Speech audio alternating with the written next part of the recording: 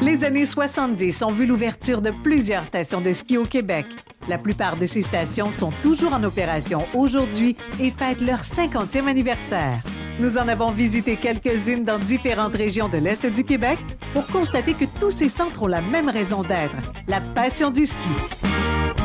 Dans cet épisode, la route nous mène à la station de ski du Mont-Miller à Murdockville. Bien, la mine s'est implantée à Murdockville dans les années 50. Puis, dès le début des années 60, ils ont commencé à implanter un réseau là, d'infrastructures pour desservir les travailleurs puis inciter les gens à venir vivre ici.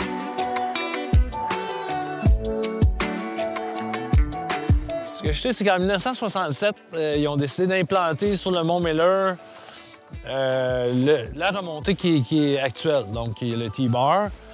C'est un ski hall 1967.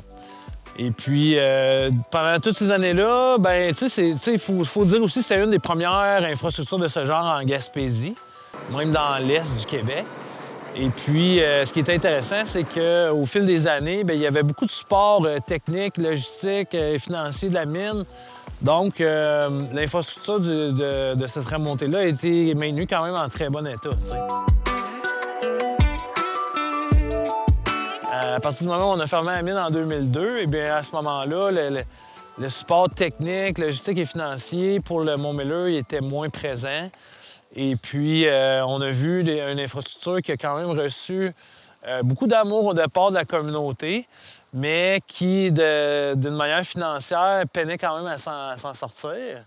Mais avec les succès qu'on a connus au niveau du développement du produit du cat-ski, de la remontée en peau de phoque, l'hébergement, bien, ça devenait comme logique de rassembler les opérations puis de mettre toutes les forces, si tu veux, du même côté. Et puis, donc, on a fait l'acquisition du Mont-Miller en 2017.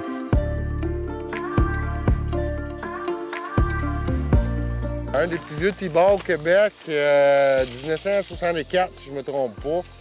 Donc, beaucoup d'entretien pendant l'été, beaucoup d'entretien pendant l'hiver. Donc, une pièce d'antiquité avec des vieux morceaux qu'il faut machiner, bearings qu'il faut machiner. Mais on s'en sort très bien, super efficace, qu'est-ce qu'on a besoin de faire, là. Son passé, on va dire qu'il va être garant de son avenir, c'est-à-dire que pour nous, la remontée qui est en place, on veut faire tout dans notre possible pour la garder en très bon état le plus longtemps possible. Il faut se dire que dans les années 60, c'était fait tough. Puis avec tout l'amour qu'elle a reçu des travailleurs de la mine et le projet de remise à neuf qu'on a entamé, bien, on est, je pense, sur la bonne voie pour garder ça pendant plusieurs années. Ça serait difficile d'imaginer une chaise ici sur le Mont-Miller parce qu'on peut le voir, là, il y a des grosses lignes électriques haute tension très, très proches de la remontée. Donc, une remontée aérienne sur ce versant de la montagne, ce serait quand même assez compliqué.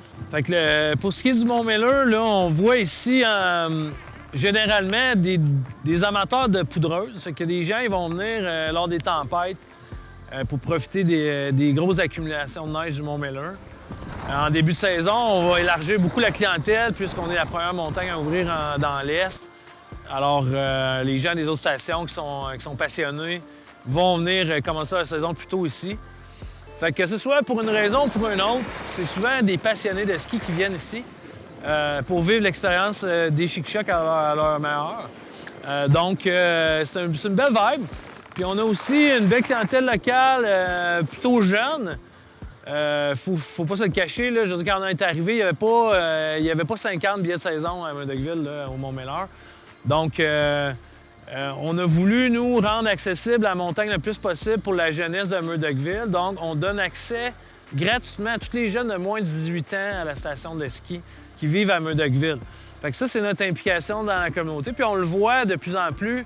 Il y a des jeunes là, qui ont l'âge de mes enfants puis qui skient ici depuis qu'ils sont flots, qu'on leur a toujours offert leur billet. Puis tu vois que c'est des très bons skieurs, là. Ils ont la chance d'évoluer dans une très belle montagne avec de la belle neige. Et puis, tu vois dégager une attitude particulière de ces jeunes-là, puis on en est bien fiers.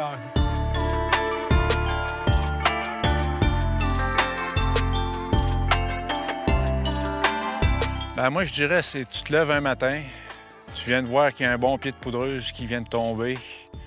Ça commence ta journée. Tu ouvres la montagne, les premières traces, tout ça.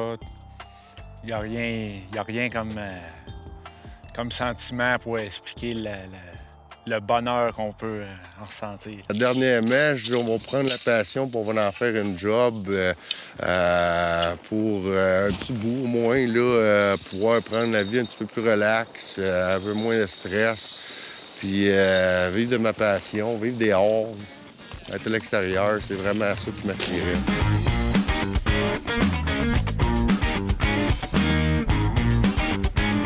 C'est sûr que, vu qu'on est une petite station, tout le monde se connaît bien, tout le monde se côtoie.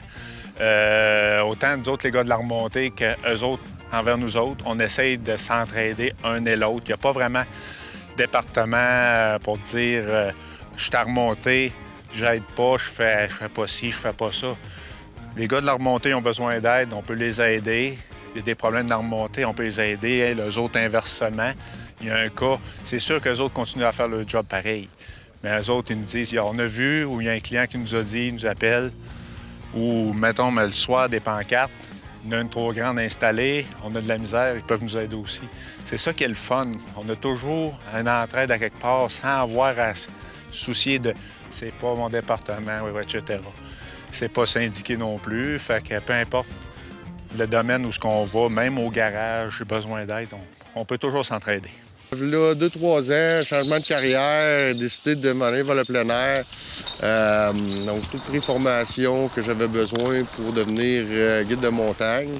Puis, commencé à travailler comme guide ici l'année passée.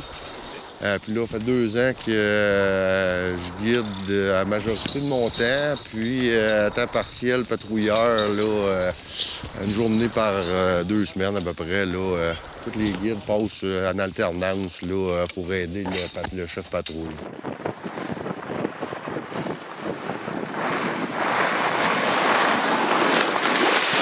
Quand j'ai commencé à faire de la planche à neige, je voulais être comme le... de un, je viens de Chandler. À Chandler, ça n'existe pas, un centre de ski. Mais j'étais un gars de skateboard. Quand les snowboards sont sortis, j'avais 14-15 ans, fait que j'en voulais un. Fait que j'ai réussi à en avoir un, mais j'avais pas de pente chez nous. Fait que je voulais être comme le monde des centres de ski. Je voulais être bien paraître quand je descends.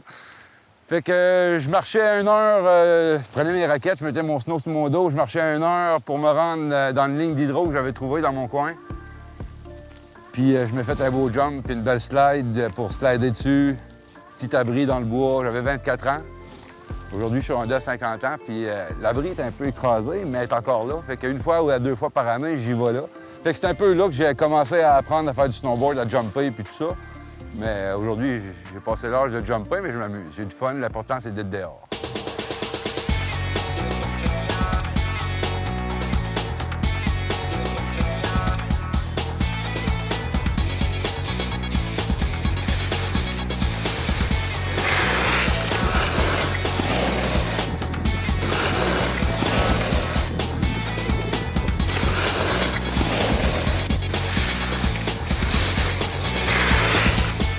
Alors, pourquoi c'est important de s'échauffer le matin avant de commencer en ski?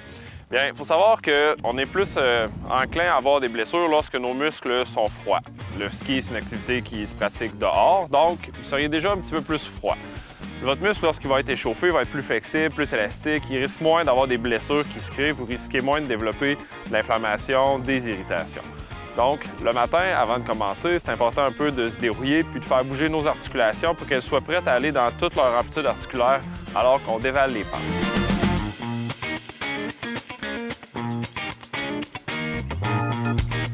Vos articulations sont maintenant prêtes à pouvoir bouger dans toute leur amplitude.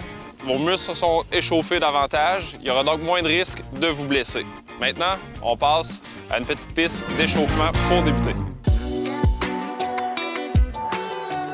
Premièrement, cette règle-là, ça a été écrit pour protéger les autres usagers de la montagne ainsi que la personne en tant que telle. Quand on a les effets, quand on est sous l'effet de l'alcool ou de drogue, on a des perceptions autres ou des facultés qui sont moindres, donc moins aptes à faire face à des obstacles, à des défauts sur la piste ou à éviter d'autres usagers, des délais de réponse plus lents. On veut éviter des accidents totalement évitables facilement en restant sobre. Peut-être plus téméraire aussi.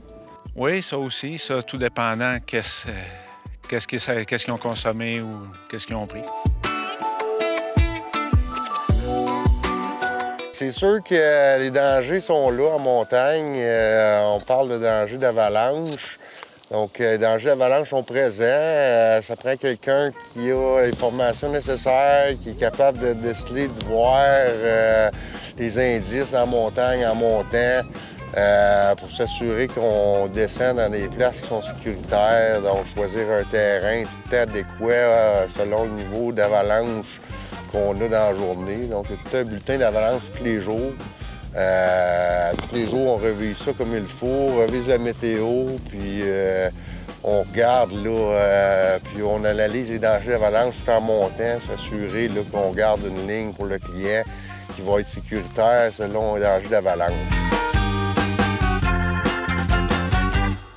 Ça prend un certain niveau de ski. On ne peut pas partir débutant. Première fois qu'on fait du ski en quatre ski, prend un certain niveau. Mais avec les pentes qu'on a, puis avec les guides qu'on a, on est capable d'avoir une certaine progression dans notre journée. On impressionne au voir le niveau du monde le matin, le niveau du monde le soir. On est capable de faire progresser le monde quand même beaucoup. Ce qu'il faut dire aussi, c'est que le Mont Miller, c'est pas entretenu d'une manière traditionnelle, donc groomé tout le temps. Ça fait que ça va l'être au minimum pour permettre les accès importants puis les pistes faciles pour les familles. Mais l'idée du Mont Miller, c'est que c'est du ski hors-piste en station. Donc, on est en mesure, en venant dans les chic-chocs, en utilisant le Mont Miller, de s'adapter aux conditions de neige, se préparer pour ces activités de peau de phoque ou de cat ski ou d'hélicoptère.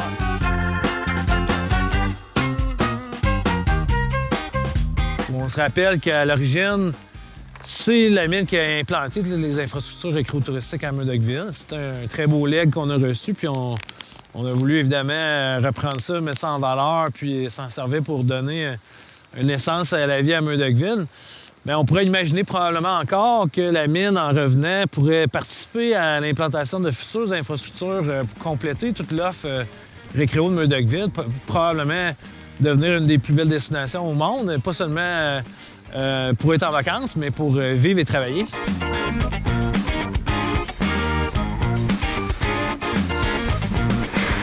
faudrait pas que je te compte ça. Je vais te le compter. J'étais un gars de Chandler, puis quand j'ai revenu au snowboard, parce que j'ai fait 12 ans de kite, paraski kite, pendant à peu près 11 à 12 ans.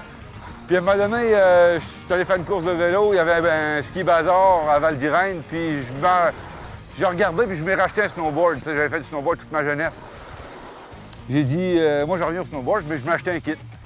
Fait qu'à un moment donné, je suis parti à Gaspé, de chez nous à Gaspé, au centre de ski. Puis le T-bar était manqué. Fait que là, j'ai demandé à madame, le T-bar était manqué pour longtemps. Elle a dit, pour la journée. Hein? Pour la journée?